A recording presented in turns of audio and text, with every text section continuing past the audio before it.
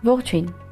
Սիսեռն ամենատարածված ընդեղենային մշակաբույսերից մեկն է, սակայն վերջերս այն աճեցրել են այնտեղ, որտեղ հող ընդհանրապես չկա։ Գիտնականները կարողացել են սիսեռի բերք ստանալ լուսնային գրունտ նմանակող նյութում։ Գիտափորձն անցկացրել են Տեխասի Էլ Պասոյի համալսարանի հետազոտողները։ Սա լուսնայինին մոտ պայմաններում այս մշակաբույսն աճեցնելու առաջին փորձն է։ Գլխավոր դժվարությունն այն է, որ լուսնի մակերևույթը ծածկված է ոչ թե հողով, այլ այսպես կոչված ռեգոլիտով, մանրացված փոշով եւ քարի փշրանքներով։ Դրանում չկան ոչ բույսերի գոյության համար անհրաժեշտ օրգանական նյութեր, ոչ էլ միկրոօրգանիզմներ։ Փոխարենը նման նյութում առկա են ծանր մետաղներ եւ այլ միացություններ, որոնք կարող են արգելակել աճը կամ նույնիսկ սպանել բույսերը։ Ուստի անմիջապես ռեգոլիտում ինչ-որ բան աճեցնելը գրեթե անլուծելի խնդիր է, սակայն հետազոտողները որոշել են շրջանցել այս խնդիրը։ Նախ, նրանք լուսնային գրունտի իմիտացիայի մեջ ավելացրել են վերմիկոմպոստ, սննդարար խառնուրդ, որն արտադրում են հատուկ անձրևավորթերը կամ կարմիր կալիֆոռնիական ворթերը։ Վերամշակելով օրգանական թափոնները, այս ворթերը դրանք վերածում են սննդանյութերով հարուստ սուբստրակտի։ Ապագա լուսնային կայանի պայմաններում սա կարող է օգտակար լուծում լինել։ Օրգանական թափոնները սննդի մնացորդներ, մուսական նյութեր կամ նույնիսկ բամբակյա հագուստ տեսականորեն կարելի է կոմպոստացնել հենց տեղում եւ վերածել պարարտանյութի։ Բայց միայն կոմպոստը բավարար չէ։ Հետազոտողները կիրառել են եւս մեկ կենսաբանական գործիք՝ արբուսկուլյար միկորիզա։ Սա սնկերի հատուկ խումբ է, որոնք սիմբիոզի մեջ են մտնում բույսերի արմատների հետ։ Սնկի թելիկները բառացիորեն աճում են արմատների համակարգում եւ օգնում բույսին ավելի լավ կլանել ջուրն ու սննդանյութերը։ Ընդ որում դրանք կարող են նվազեցնել հողից թունավոր մետաղների մուտքը։ Տնկելուց առաջ սիսեռի սերմերը մշակել են այս սնկերով, ապա բույսերը տեղադրել են լուսնային ռեգոլիտի իմիտացիայի տարբեր պարունակությամբ խառնուրդների մեջ։ Արդյունքն անսպասելիորեն լավատեսական է։ Սիսեռը կարողացել է նորմալ աճել սուբստրատում, որի մինչև 75% կազմում էր լուսնային ռեգոլիտը։ Ավելի բարձր խտության դեպքում բույսերը սկսել են մահանալ, սակայն այն նմուշները, որոնք մշակվել էին սնկերով, միևնույն է նկատելիորեն ավելի երկար են դիմացել։ Եվս մի կարևոր հանգամանք՝ սնկային միկորիզան հաջողությամբ արմատավորվել է ռեգոլիտում ու շարունակել գործել։ Սա նշանակում է, որ հավանաբար բավական է մեկ անգամ գործարկել նման համակարգ, այնուհետև այն կարող է ինքն իրեն պահպանել։ Սակայն գլխավոր հարցը դեռ մնում է բաց, նույնիսկ եթե բույսերն աճում են, դա դեռ չի նշանակում, որ դրանք կարելի է անվտանգ ուտել։ Հետազոտությունների հաջորդ փուլը բերքի մեջ ծանր մետաղների պարունակության ստուգումն ու դրա սննդային արժեքի գնահատումն է։ Հետաքրքիր է, որ բուն նախագիծը բավականին համեստ է սկսվել։ Առաջին փորձարկումները ֆինանսավորվել են երկու հետազոտողների անձնական միջոցներով։ Ավելի ուշ աշխատանքին միացել է ՆԱՍԱ-ն դրամաշնորհ տրամադրելով հետագա հետազոտությունների համար։ Ու եթե նման տեխնոլոգիաները հաջողվի հասցնել գործնական կիրառության, ապագա լուսնային կայանները կունենան սեփական գյուղատնտեսությունը։ Ռոբոտատեխնիկական արհեստական մկանները ստիպել են տպագրված սրտին բաբախել։ Ինժեներները ներկառուցել են փափուկ պնևմատիկ ակտուատորները սրտի եռաչափ տպագրված մոդելի պատերի մեջ եւ ստացել մի համակարգ, որը կարող է գծկվել այնպես, ինչպես իսկական սրտամկանի հյուսվածքը։ Աշխատանքն իրականացրել են Վաշինգտոնի համալսարանի հետազոտողները։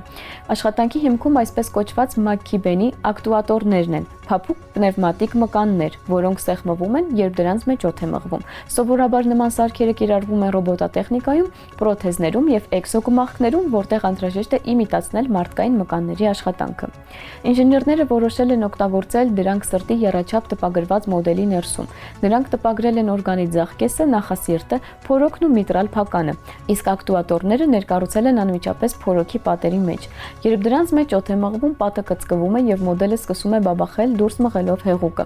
Առանձին վերարտադրել են նաև միտրալ փականի աշխատանքը։ Կենդանի սրտում դրա փեղկերը պահվում են հատուկ ջլային թելիկներով, այսպես կոչված քորդաներով, որոնք թույլ չեն տալիս, որ փականը շրջվի արյան ճնշման տակ։ Մոդելում այդ դերը կատարել են ստրուկտուրայի ներսում ամրացված բարակ թելերը, որոնք էլ կառավարել են փականի շարժումը։ Բոլոր տարրերը պատրաստվել են փափուկ նյութերից, որպեսզի շարժման մեխանիկան առավելագույնս նման լինի իսկական սրտամկանի հյուսվածքի վարքագծին։ Հետևելու համար, թե ինչ է կատարվում ներսում, ինժեներները մոդելի մեջ ներկառուցել են նաև ճնշման ճկուն սենսորներ։ Դրանք իրական ժամանակում չափել են սրտի խոռոչներում ճնշման փոփոխությունը։ Դրա շնորհիվ կարելի է դիտարկել, թե ինչպես է հեղուկը յուրաքանչյուր բաբախյունի ժամանակ անցնում խոռոչներով եւ փականներով։ Այս մոդելի գլխավոր խնդիրը պարզապես սրտի աշխատանքի ցուցադրումը չէ։ Այն ստեղծվել է կոնկրետ վիրաբուժական միջամտության միտրալ փականի պլաստիկայի մարզման համար։ Այս մեթոդն օգտագործվում է միտրալ փականի միջով արյան հետ հոսքը վերացնելու համար։ Այժմ վիրաբույժները կարող են մարզվել այնպիսի մոդելի վրա, որը ոչ միայն կրկնում է սրտի ձևը,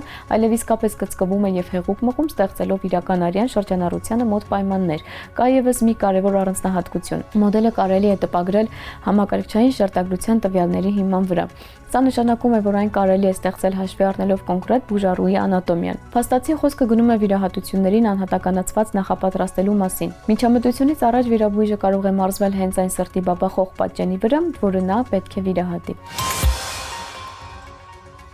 Մարդու ուղեղում տեղադրում են հատուկ չիպ ու հանկարծ նա սկսում է շարժվել ավելի արագ, կռվել ավելի ճշգրիտ ու մտածել ավելի սառը, քան ցանկացած հակառակորդ, բայց շատ շուտով պարզվում է, որ այդ ամենն արդեն կառավարում է ոչ ինքը։ Այսպես է սկսվում Upgrade գիտաֆանտաստիկ թրիլերը։ Գլխավոր հերոսը մեխանիկ Գրեյ Թրեյսն է։ Դաժան հարձակումից հետո նա մնում է կաթվածահար։ Նորից շարժվելու միակ հնարավորությունը STEM անունով փորձարարական իմպլանտն է։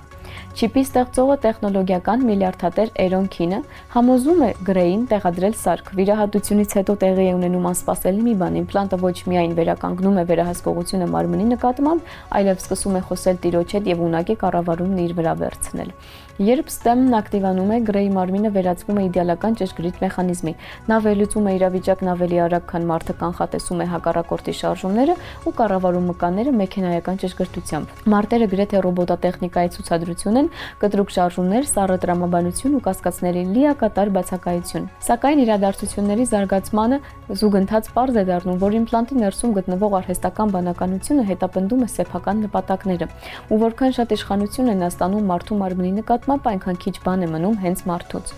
Upgrade-ն ուսումնասիրում է իրական գիտական թեմաներ, նեյրոիմպլանտներ, ուղեղամակարգիչ ինտերֆեյսեր ու հարցը թե ով է իրականում որոշումներ կայացնում, եթե տեխնոլոգիաներն ուղիղ մուտք են ստանում մարդու մարմնին։ Այսօր նմանատիպ համակարգերը նոր են սկսում հայտնվել լաբորատորիաներում, սակայն Upgrade-ը տալիս է պարզ եւ տագնապալի մի հարց. եթե մի օր տեխնոլոգիան կարողանա կառավարել մեզ ավելի լավ, քան մենք ինքներս, կցանկանանք արդյոք ընդհանրապես հետ վերադարձնել կառավարումը։ Իսկ այսօրվա համար այսքանը, կհանդիպենք։